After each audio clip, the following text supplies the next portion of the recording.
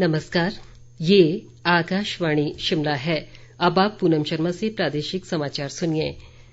Corona संक्रमण को देखते हुए श्रोताओं से अपील है कि लापरवाही न बरतें और जब तक आवश्यक न हो घर से बाहर न निकलें और इन आसान उपायों का पालन कर सुरक्षित रहें।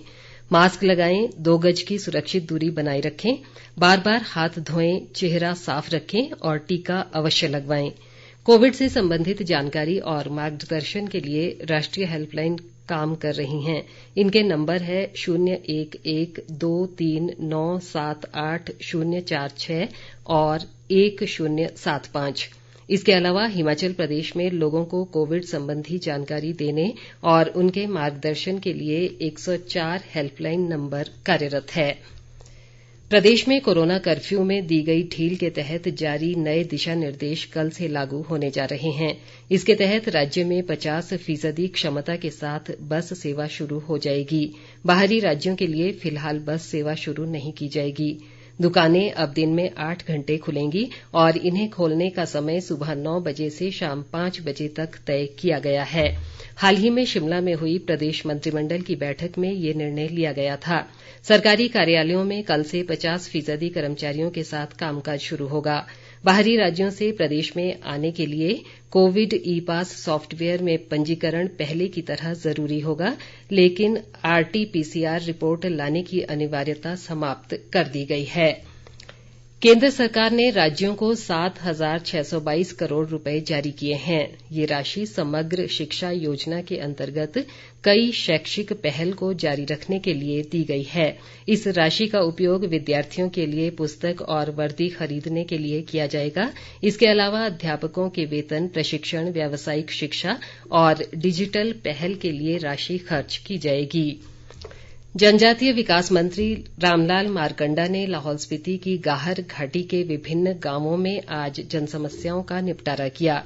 उन्होंने पंचायत प्रतिनिधियों से कोरोना महामारी के दौर में नियमों का पालन करते हुए विकास कार्यों में तेजी लाने का आग्रह किया। उन्होंने कहा कि महामारी के बावजूद लाहौल घाटी में विकास की गति को कम नहीं होने दिया गया है। शिक्षा मंत्री गोविंद ठाकुर ने कहा है कि प्रदेश सरकार ने कोरोना काल में राज्य के सभी वर्गों के हितों का ध्यान रखा है। उन्होंने कहा कि मुख्यमंत्री जयराम ठाकुर स्वयं प्रदेश में कोरोना संक्रमितों के इलाज और टीकाकरण से लेकर घर द्वार तक कोरोना किट पहुंचाने के कार्य की निगरानी कर रहे हैं। उन्होंने कहा कि हाल ही में प्रदेश मंत्रिमंडल ने अनेक निर्णय लेते हुए विभिन्न वर्गों को राहत पहुंचाई है। मुख्यमंत्री जयराम ठाकुर ने आज शिमला में सुनील उपाध्याय शैक्षणिक ट्रस्ट के सुनील सदन का भूमि पूजन किया। इस भवन का निर्माण प्रदेश में सुनील उपाध्याय शैक्षणिक ट्रस्ट की आयुष गतिविधियां संचालित करने के लिए किया जा रहा है। इस भवन में एक वेलनेस सेंटर खोला जाएगा, जिसके तहत योग प्रशिक्षण और शारीरिक व्यायाम से जुड़ी गतिविधियां चलाई जाएंगी। प्रदेश कांग्रेस सह प्रभारी संजय दत्त ने पार्टी कार्यकर्ताओं से एकजुट होकर पार्टी की नीतियों व कार्यक्रमों के प्रचार प्रसार में अपनी महत्वपूर्ण भूमिका निभाने का आह्वान किया है। उन्होंने आज शिमला में पार्टी कार्यकर्ताओं व संगठन से जुड़े अन्य विभागों के पदाधिकारियों से बातचीत के दौरान कहा कि कार्यकर्ता ही पार्टी की असली ताकत है, जिनके परिश्रम से कोई भी दल सत्ता में काबिज होता है। उन्होंने कोरोना काल में लोगों की मदद के लिए किए गए प्रयासों के लिए प्रदेश कांग्रेस की सराहना भी की। इस बीच प्रदेश कांग्रेस अध्यक्ष कुलदीप सिंह राठौर ने पार्टी सह प्रभारी के 6 दिवसीय शिमला प्रवास को महत्वपूर्ण बताया है।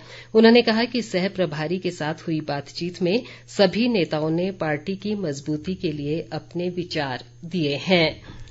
केंद्र सरकार ने हाल ही में हमीरपुर संसदीय क्षेत्र के लिए करीब 64 करोड़ रुपए की सड़क व पुल निर्माण परियोजनाओं को मंजूरी दी है।